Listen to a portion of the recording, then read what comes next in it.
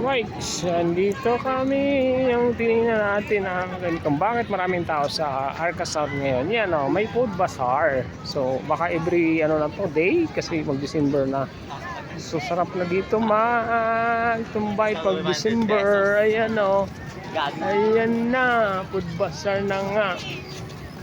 Ayan, street na to haba So ganito sa BGC ngayon. Ako nandito ng mga taga BGC. Gunin mo yan. Di ba? Wag na. Pwede na tayo yan dyan. Yan. Ano meron dito?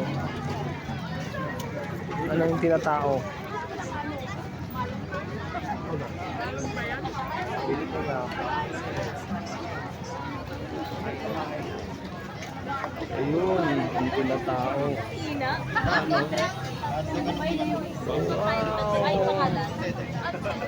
Yan ang tinatao pala. Whites, ang sikat na hotdog.